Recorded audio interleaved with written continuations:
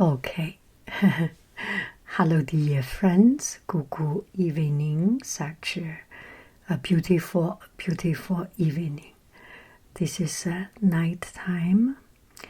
I am kind of half close my eyes, half open, and tell you another story about Gilgamesh. Gilgamesh,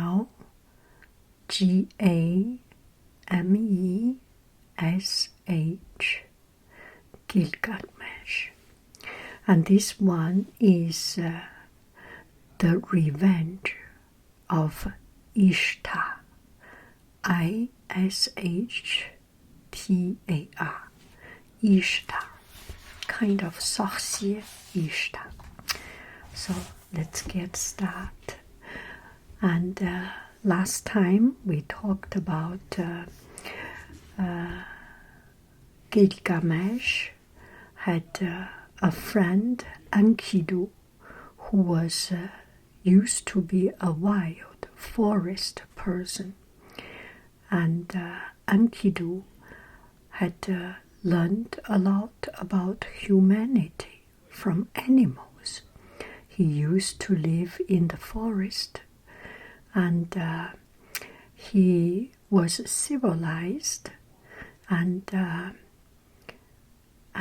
he became friend of Gilgamesh, and he saved Gilgamesh, and through Enkidu, the two of them become a very good friend. They fight each other, and at the end of the fight, they respect each other. They became friends, and they came back to their city. So here is the story. The city of Uruk had become the happiest place in the whole wide ancient world. Gilgamesh, once he was the cruelest, the loneliest, the saddest king.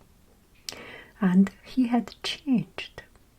He had learned through friendship with Enkidu. And he had learned to be a human, to care about other people. And his life is kind of complete. Not only richness, not only power, he has a human part now. With Enkidu to help him, Gilgamesh worked to make Uruk a good city for everyone who lived there. By day, the two of them sailed on the Euphrates River and made plans. Let's plant a tree here, let's make a sports field, let's make some water fountain, and they made Euphrates River so beautiful, oasis in the desert. And they directed the building of very beautiful, fine house, and they built magnificent temples. And on quiet evenings, they play the game of 20 squares.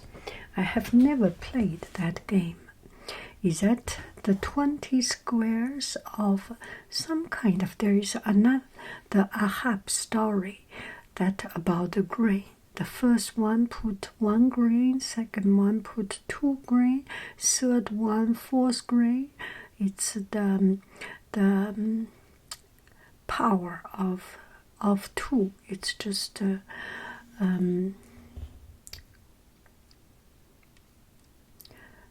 that increase double the previous one. I do not know the 20 square is that game or not. And when they play the game in the evening in their palace, Shamat will sing and watch. Everyone loved Shamat, and because she had brought Enkidu to Uruk, and she has brought peace to the city, people were really very grateful for Shamat, and also grateful for Enkidu, such a good, kind person. And for Shamat and Enkidu changed Gilgamesh and make him a good king, and they live a happy life, everyone in the city. So they are very grateful, and they pass by listening to the music, listening to the song of Shamat, and just the most happy, beautiful city in the world. But peace does not last forever, right? Whenever there is something going well, there might be something behind, right? One evening, without any warning, terror struck. Pillars crashed down. So the ancient building, they were tall, they had a lot of pillars to hold up heavy stones, to hold up roof, and because of the tremblement de terre, because of the trembling earth, suddenly these pillars crashed down, the roof fell, and people ran around in panic. Imagine a huge building for no reason, for no warning, just start to tumble. Enkidu saw Shamat crying, and she was crying for help. Help me, I am here, so dangerous. He rushed to save her, but it was too late. Shamat was crushed down under a big, huge stone pillar. So Enkidu lifted up her lifeless body, carried her to Gilgamesh, and cried. He cried in despair.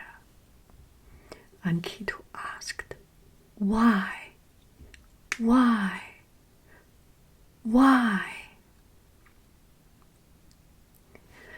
It is the monster Humbaba. Gilgamesh was so very angry. He realized there was a monster Humbaba somewhere there, and now he came. Humbaba cannot see us living such a beautiful, happy life. He hides in the mountains. Humbaba hides in the mountains. We must destroy him before he comes again. If you do not come with me, I will go alone. I am not afraid of death. Gilgamesh was determined. He is going to the mountain. But Enkidu said, No, I am afraid. It's quite to my surprise that Enkidu was afraid. We will face danger. From the danger we may die, and I do not want to die. Then he looked at the beautiful Shamat, that beautiful lady, the lifeless body, and seeing her overcame his fear. He said, I am no longer afraid. For my beautiful lady, I am going with you.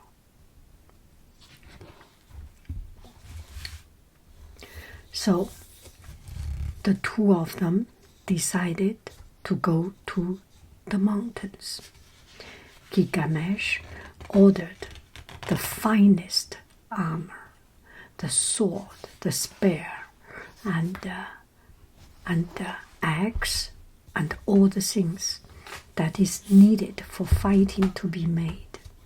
And the people of Uruk knew that this was the most dangerous mission.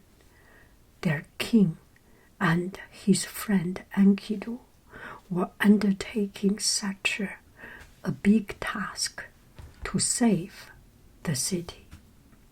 So they made the best weapon, they made the best material, they made everything prepared, everything ready, and they came to the gate to send Gilgamesh, and Enkidu sent them off.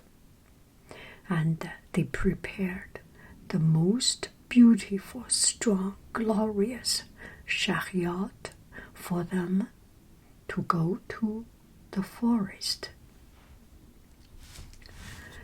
So it was the vast, long, lonely journey for the two of them to go to the mountain. And for a very, very long time, a whole week, they traveled. The sun was scorching hot by the day, and the wind was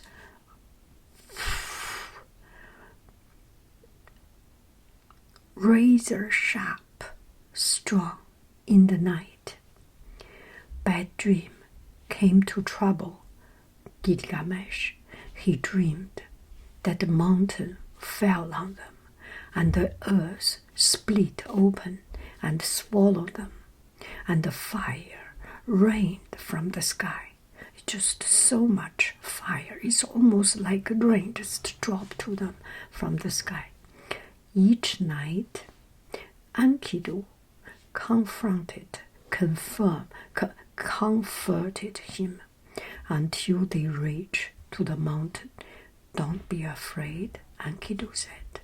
You are okay. You will overcome it, and you will get your destination.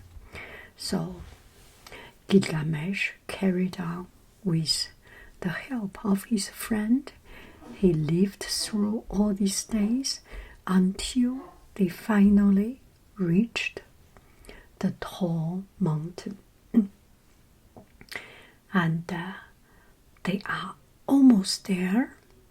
There was a lot of trees, the forest starting to be very dense, and their chariot could not pass through. So they left their chariot on the road and start to walk in the forest. They cut trees to clear up the way. As you can imagine, deep in the forest, no matter savanna, no matter tropical rainforest, it's just a lot of trees, So they cut the road and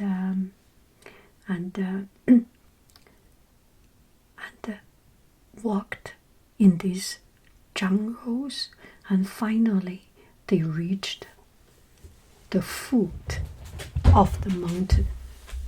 And at that time they heard Humbaba roaring, Humbaba. Even this name, Humbaba, you can feel that is a ruthless monster, right? It's exactly like its name. Why do you come here, Gilgamesh? I will tear you apart and feed your flesh to the vultures, Humbaba said.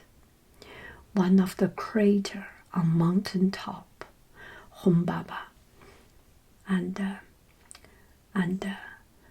there was a crater on the mountain top. They heard Humbaba's voice but did not see him. And just at that time, from the crater, pew, jump out Humbaba, the monster.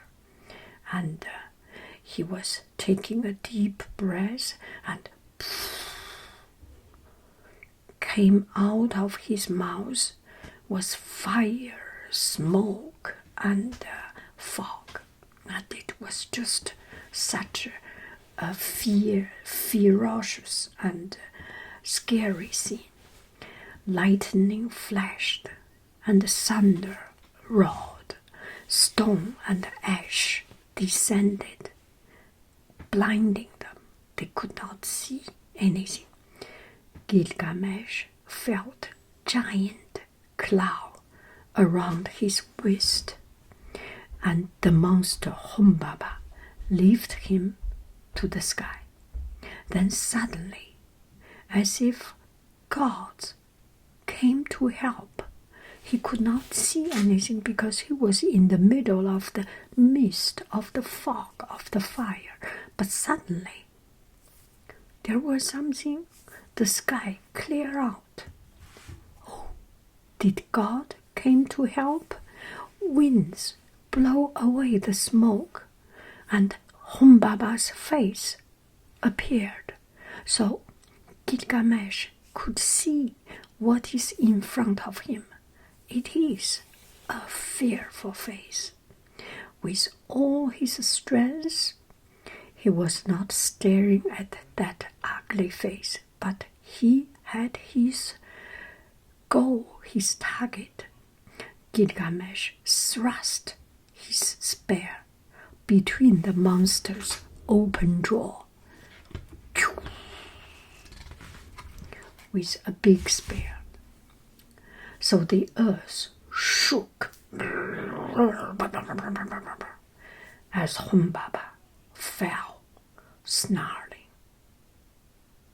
Oh my! Gilgamesh and Enkidu swung their axe as they stood beside the dead monster. They cut out the head of Humbaba. They stood there and kept on to their work. The goddess Ishtar arrived.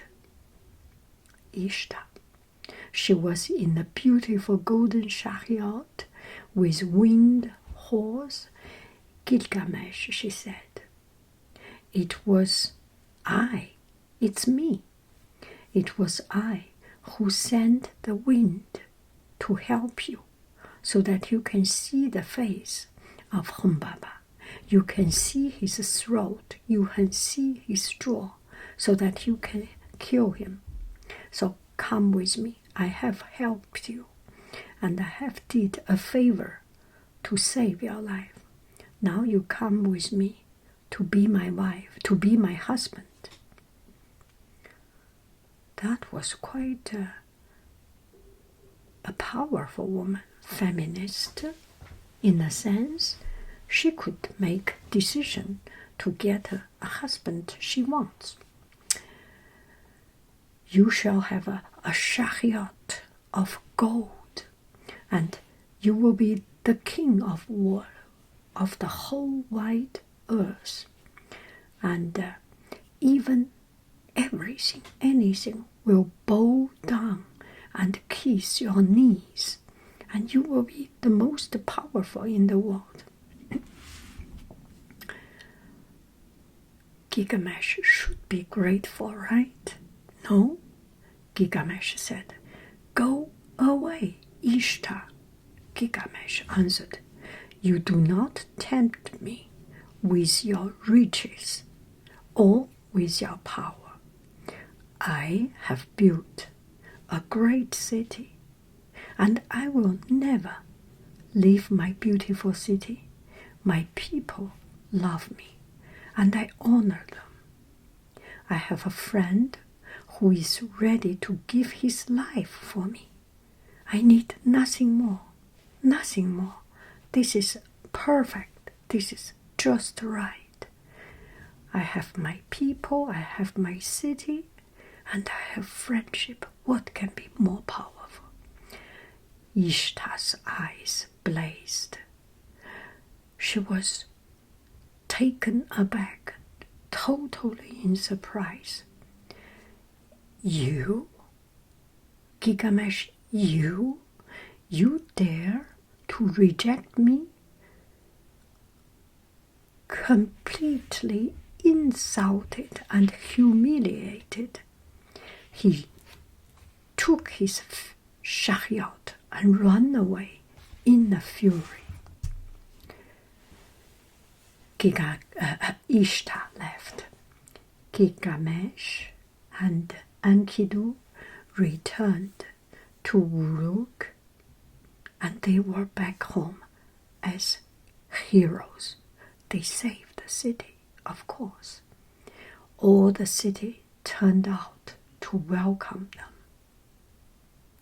But they had no time to enjoy their victory. Suddenly, the sky opened, and Ishtar, the sorcière, came back in revenge. She has harnessed the bull of heaven, which is a very wild, strong animal, the monstrous beast of the sky, and she rode it to Uruk.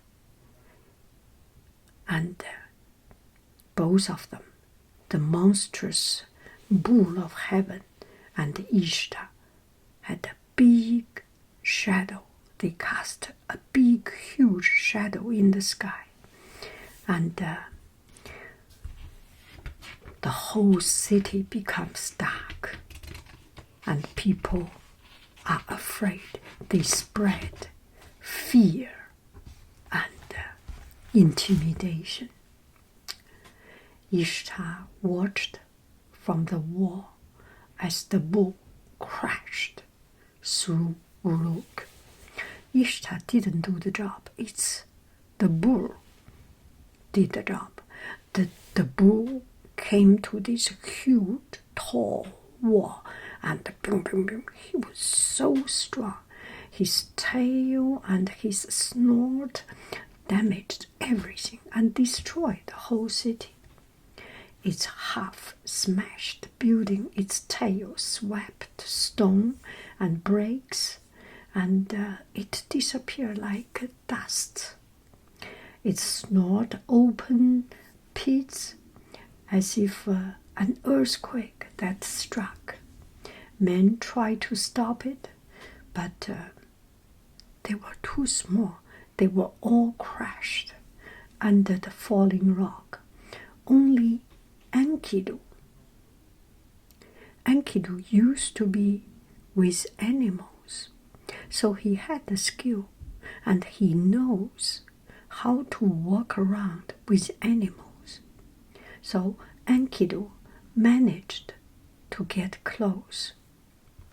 He approached the bull from its side, so the bull would not see him. As the giant tail swung towards him, he caught it.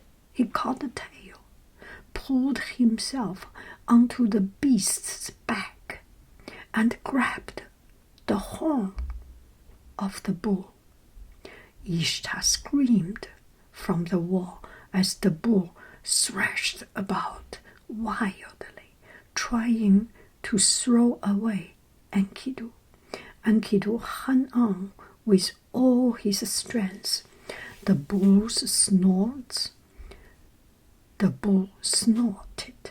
and leaped over the city wall. Ishtar could not believe what she was seeing. She ran along the wall shouting, "Stop! fight, fight, bull of heaven, fight. Anyway, she shot, whatever. She was just shouting. As the bull landed, Gilgamesh jumped directly in front and stood facing the bull. The bull stopped in a surprise. Someone dared to stop in front of me, just long enough for Enkidu to jump off and grab his tail with all his might. Enkidu pulled the bull back. Oh my goodness, he was so strong. He pulled the tail of the bull and pulled it back, and Gilgamesh just at this time swung its sword. Ishtar screamed, and her scream cut the sky, and she saw Gilgamesh killed the bull. For a second time, Gilgamesh had gone against her. Now he would be a greater hero than ever. The first time, Gilgamesh refused Ishtar, and this time, Gilgamesh killed the bull of heaven, which was accompanied by Ishtar. So Ishtar was extremely angry. "I will find a way to hurt you," she yelled.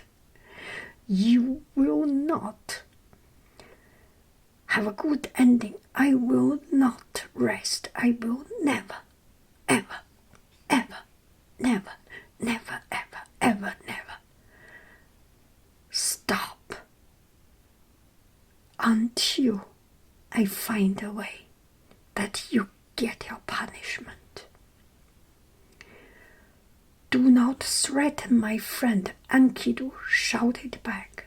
He cut off the bull's tail and threw it like a javelin, threw it back at Ishtar.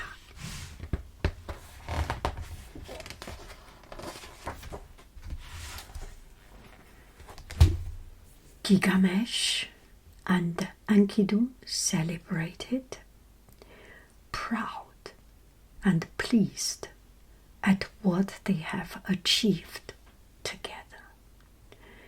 Ishtar felt the bull's tail weighing on her neck like a disgrace, because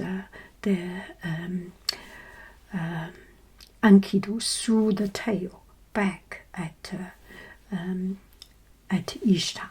So Ishtar felt humiliated and disgraced. So she began to plot her one last final revenge.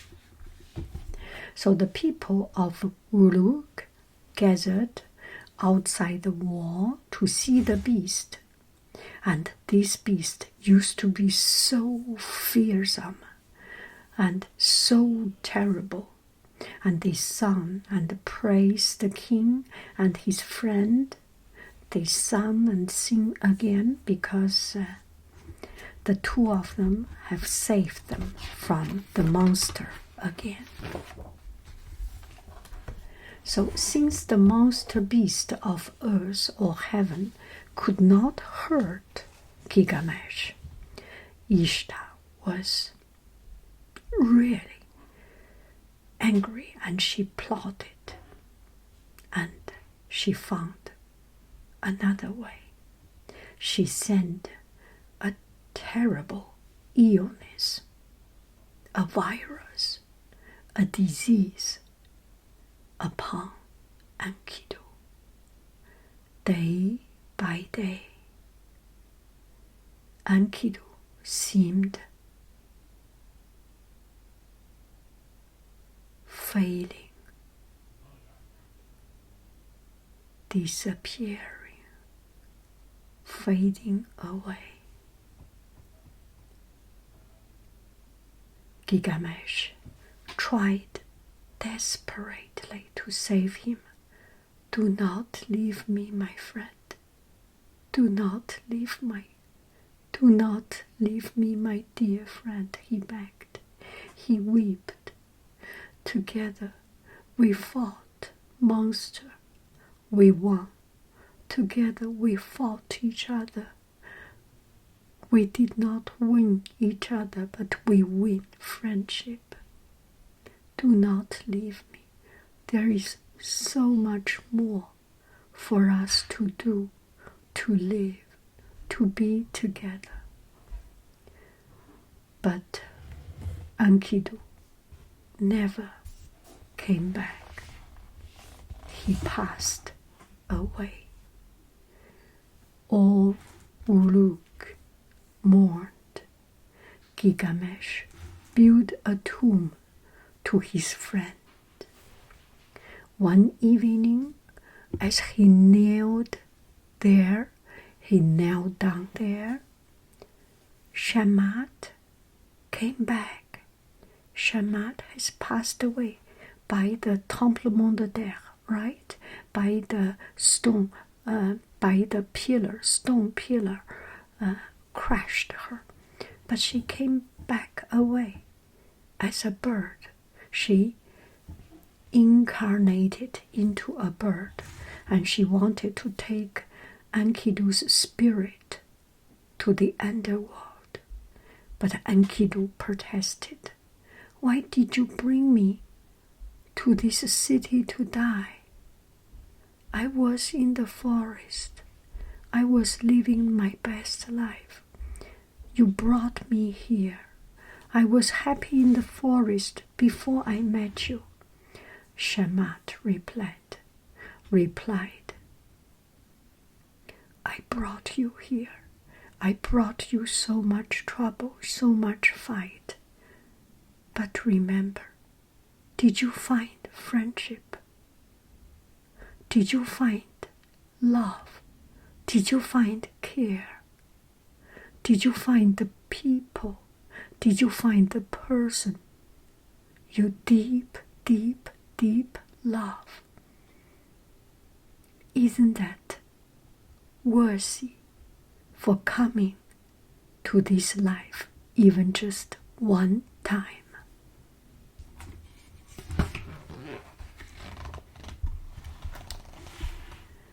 So Enkidu and Shamat flew away into the sky.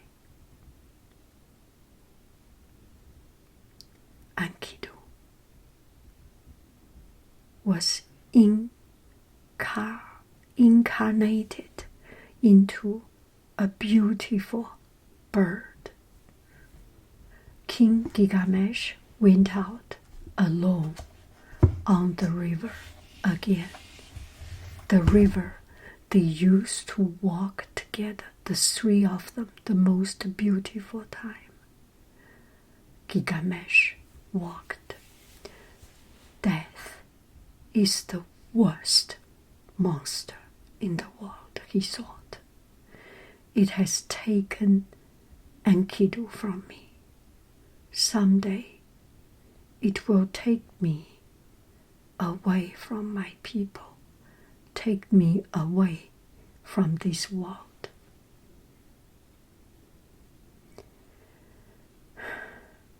I must find a way to destroy it. I must seek out the secret of. He knew he had a mission to find the secret of immortality. Enkidu is on his mission, on his last quest. Immortality.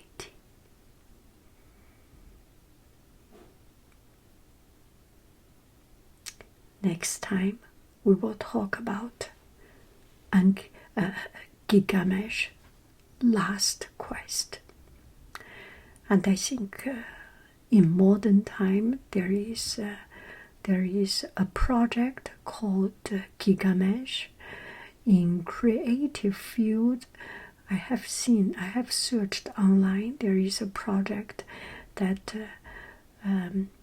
it's through art, through music, through theater, through painting, through writing, through storytelling, to bring back the spirit of Gilgamesh, humanity. And there is another project, I think there is a science project, international science project, is to find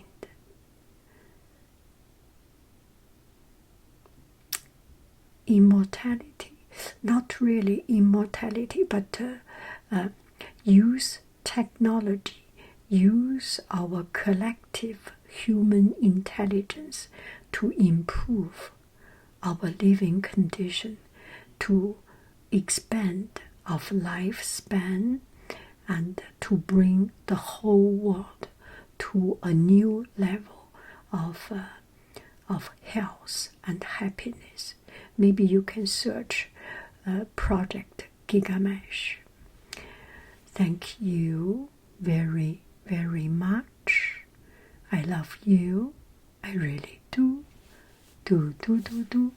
Goo bye bye.